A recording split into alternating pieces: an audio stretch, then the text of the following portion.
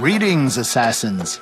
My name is Simon, I'm Associate Game Director on Assassin's Creed Shadows, and today we're gonna go through a comparative gameplay walkthrough showcasing both stealth and combat for our two protagonists. You ready? Set? Parkour down! We start off playing as Naoe as she approaches Nijo Castle in the city of Kyoto. We're also playing in the new immersive mode, which means everyone in Japan is speaking their own native language, but everything is subtitled. Give that mode a try, it's pretty cool. Like any castles in the game, this place is full of gear and resources ripe for the taking, and we are free to go about it any way we choose. And so we choose to eliminate this poor Ashigaru soldier. Don't worry, he's with the bad guys. Okay, let's observe our surroundings and get our bearings. We've got one Ashigaru working the haystack, another on patrol back there, and we've got a Samurai Daisho right here, which could be a challenge. And there's the alarm bell, which, trust me, if you pride yourself as being a stealth player, you don't want anyone to ring that bell. Although we're safe right now using the rooftops, Nijo Castle is fairly flat compared to most other castles. If things go awry and we have to disappear in a hurry, it's gonna be harder here because the roofs are just not that high. So we are gonna take our time. Yeah, the Samurai Daisho is by far the most dangerous enemy in this area. And since we have a Tanto equipped, this is a perfect setup for a double air assassination. Well, almost. Like I said, this Daisho is pretty strong, but no matter. A quick change of headgear with a particular perk that gives us one additional chunk of assassination damage on all air assassinations should do the trick. Oh yeah. Okay, that's a good start. Let's crouch in the shadows for now and see what happens. Vanishing in the shadows only works whether you're crouched or prone, so keep that in mind. Okay, as long as this guy stays far away, he's not much of a threat, so kunai to the face it is. And while this other guy is busy reloading his Teppo rifle, we go up, and he goes down. Beautiful. Okay, moving on to the next section. Using Observe Mechanic once again, we can see that there is quite a lot more enemies here. A few Ashigaru, a sniper, a couple servants, but I think we have a pretty obvious next move right here. Next customer, please. There's a lot of open space right in front of us, and it will be hard to close that distance without being seen. Perfect opportunity to call upon our ally Genojo and some of his exploding tricks. Okay, time to go to work. Tanto and Hidden Blade combo, baby. Oh, looks like we spooked a servant here. Now, these guys won't really fight back, but if they spot you, they will try and find some reinforcement and bring them back to the area they saw you in. But since we have no intention of staying here, this guy is not an immediate threat. So let's just use Eagle Vision and scout the house ahead. Orange are servant and red means military archetypes. Let's make the most out of the shadows here and go around the problem rather than through it. We're probably bypassing a whole lot of loot opportunities right now, but it's the Samurai Daisho we're after, and so it's the Samurai Daisho we're gonna get. Wait, is this guy gonna... No. Okay, we're good. Now, about that Samurai Daisho. Let's use a high-risk tactic here. We're gonna whistle him over to attract him to this shoji door, and using the katana... This is guaranteed to get attention from the outside, so let's disappear out of view and see if anyone shows up. Never stood a chance. Come on, it's cool to be a shinobi. Alright, quick use of the grappling hook to get back to the rooftops. Oh, somebody saw us. Down, boy. And with two sections of Nijo Castle cleared for now, let's make our way towards the Tenshu, which, if you don't know, Tenshus are the biggest, tallest, most impressive structure in any Japanese castle. Word of caution though, the area at the base of any Tenshu is generally very well guarded. This is where the good stuff is. But Simon, I hear some of you say, we know already about Naoe's cool shinobi assassin moves. What we want to know is what, if anything, does Yasuke bring to the stealth experience? Fair enough, let's take a look at Yasuke. Same city, same castle, different season, different character, different save file. For all intents and purpose, we're restarting the whole thing using Yasuke with a purpose-built stealth and archery setup. Worth pointing out that we're not using his typical samurai armor here. Clearly not as nimble as Naoe, Yasuke still has a pretty respectable amount of traversal skills as long as we read the world differently than we do when we play Naoe. And aiming at his Ashigaru soldier with predictive damage, we can see that he's gonna survive this shot although his armor is gonna break. Switching to silent arrows bypasses armor and guarantees the kill. He never saw it coming. Yasuke can generate a lot of sound while moving through the environment, so choosing where and more importantly, when to drop is gonna be crucial as we make our way through Nijo's courtyard. Taking a calculated risk here. Okay, we're good. Yasuke not having a hidden blade means that his types of kills are badass and very noisy, so you want to space him out as well to avoid unwanted attention. And here is the first Samurai Daisho in this Yasuke stealth run. And I think he just noticed his buddy is missing a head. Welcome to the club.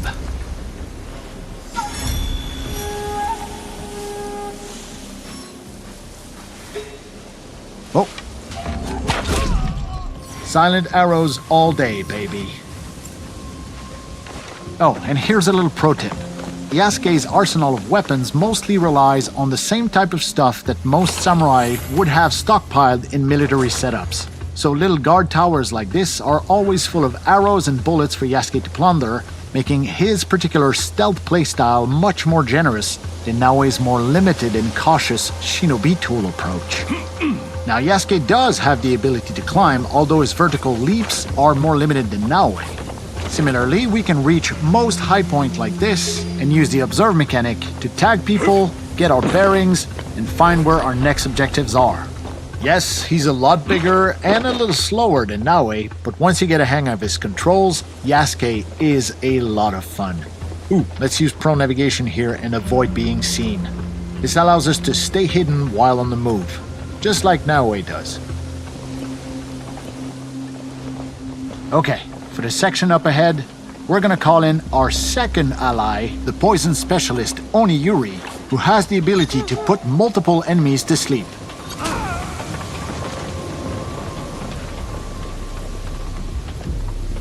Yeah, no poison for you. Courtyard clear. Time to move into the house. Little fun fact about Oniyuri's poison clouds, they will affect any other enemy who investigate those bodies and will also make them fall asleep. And since Yasuke does not have eagle vision, whistling in a door frame is a sure way to get the attention of whoever might be lurking behind a door and get the drop on them. Hi. We previously saw with Naoe that this house during winter is full of people, but here in summer during broad daylight, there was only one samurai guarding a tapestry, which will look infinitely better in our own hideout. Your move, buddy. Yeah, that's a good move. Okay, moving on to the next section here. Hold on, we're gonna get some elevation first and get our bearings. Let's use this crate here. And let's get a feel for the neighborhood. Let's take down the alarm bell just to be safe. Because I can't shake the feeling that stealth with Yasuke might be coming to a close here. Okay, we have their attention now. Now, we're not wearing the most efficient armor for an open fight, so we're gonna switch the Yumibo for the Kanabo. That gives us a much better insurance policy in an open fight like this.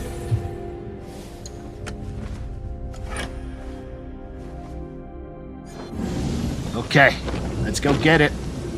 Oh yeah, you're up.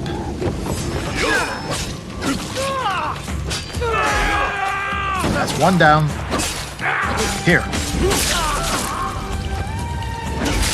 That's two. Whoa. Yeah, you should have made that shot. That is three down. And I think it's Kanabo time, baby. This thing hits hard, but it is slow, so we have to be precise here. Give me some space, will ya?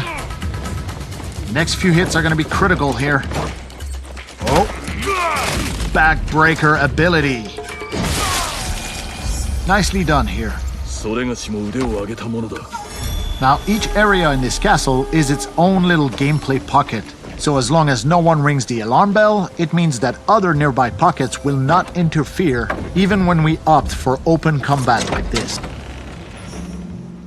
Time to switch back over to Naoe and see what a more aggressive open combat playstyle looks like with her. First thing first, we gotta switch up our loadout and use perks that are more conducive to that playstyle, such as this headband that allows us to vault over an enemy when we sprint at them in open combat. Let's switch up our outfit as well while we're at it. Yeah, we don't have a good perk reason to equip this right now, but I kinda like this one, so life's about taking risks, man. And we're also going to swap the Tanto Hidden Blade combo in favor of the more versatile Kusarigama. Oh yeah, this one has 60% increased damage over distance. Okay, let's put that to good use. And I think I see our first victim here. Whoa, whoa, whoa, whoa, whoa. Okay, that must be a servant. Gotcha.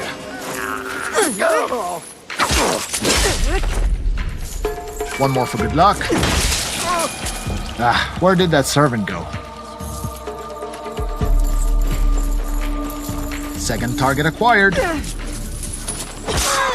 Trust me on this one, you will want to unlock the Kusarigama Rush Assassination skill. You can quote me on that. Quiet approach here, and down he goes. Observe mechanic. This identifies a secondary target we've been tracking for a while now. Wait, yeah, it was a servant, because we can see them coming back with a bunch of reinforcements. So we're gonna dispatch Yaya to take care of that distraction. She should have no problem dealing with these two grunts. I mean, I think. Yeah, she's got this. Okay, here we go. Pull the trigger too fast on this one. Deflect plus manual vault over, but with this headband perk we got on, we just have to sprint at the enemy and it auto vaults over. Nice little perk. Whoops, sorry about the barrels. Ow! Hup. Yo, I'm over here. And catch. Okay then, have some of this.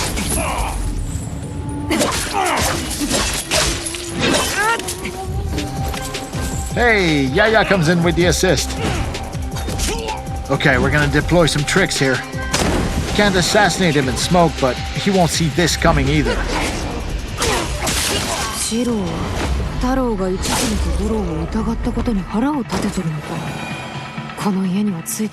Yeah, you tell me. Don't worry, it'll all make sense once you get your hands on the game. For now, let's take a look at the very top of this Tenchu, where this white dot represents the unique Samurai Daisho chest from this castle. Using the grappling hook, it's pretty easy to hook up on those large overhangs and make climbing the exterior of a Tenchu pretty much a breeze for Naoe. That being said, we're bypassing quite a few loot opportunities right now. There is more than 30 unique castles in the game, and each of them comes with their own Daisho chest, which only unlocks once you deal with all the Samurai Daishos stationed within that castle. We're not talking about random loot drops either. Every single Daisho chest contains bespoke, handcrafted, legendary gear, either for Naoe or Yasuke, all of it some of the best loot you'll find anywhere in Assassin's Creed Shadows. Let's have a look at the beautiful skyline of Kyoto on a brisk winter morning.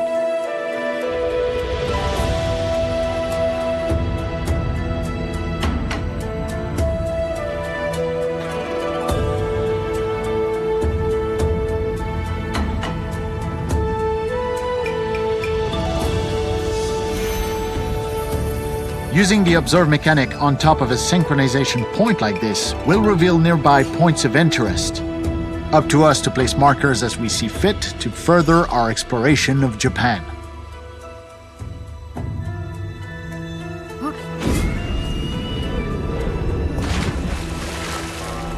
Okay, so we've seen both Naoe and Yasuke's stealthier sides, and we've seen what aggression looks like for Naoe. Now, let's switch over to our samurai and see what we can muster from a full frontal aggressive assault with Yasuke. Once again, it's time to shake up our loadout with much more aggressive weapons. Okay, first we're gonna pick the Naginata here, which is excellent for crowd control. And because stealth will not be an option here, let's use the Teppo rifle for maximum range efficiency as well. We expect stiff opposition here, so using a full-on armor set with a perk that allows Yasuke to parry unstoppable attacks makes a whole lot of sense. And to literally cap it off, a matching samurai helmet with a perk that deals 50% damage on parries. Look, I don't want to jinx it, but I think we got this. Okay, are we ready? Knock knock. Yep, you're done. Oh ho ho ho!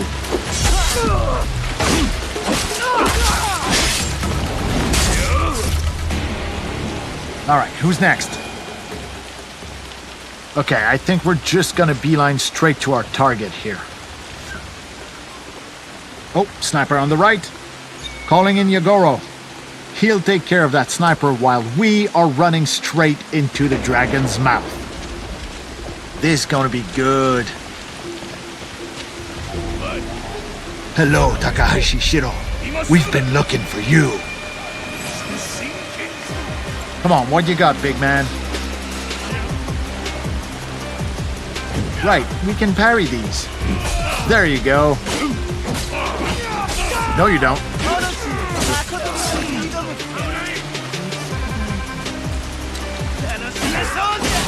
He's down. It's you and me, pal. Armor break. So now that he has no armor, we're chipping away at his health. And here we go.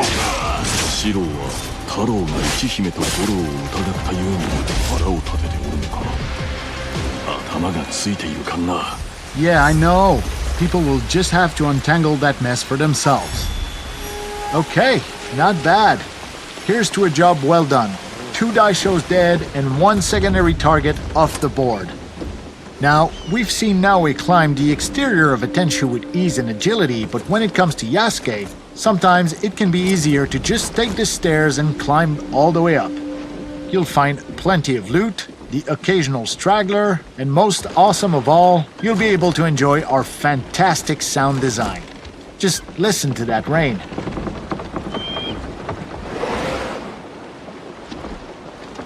It's awesome. Okay, up the ladder and onto the last floor here. There's the same Samurai Daisho chest we previously talked about. That delicious handcrafted legendary gear. And before we leave, please allow me to indulge myself and take one last look at the beautiful city of Kyoto and its mountainous surrounding landscape during the bountiful summer months.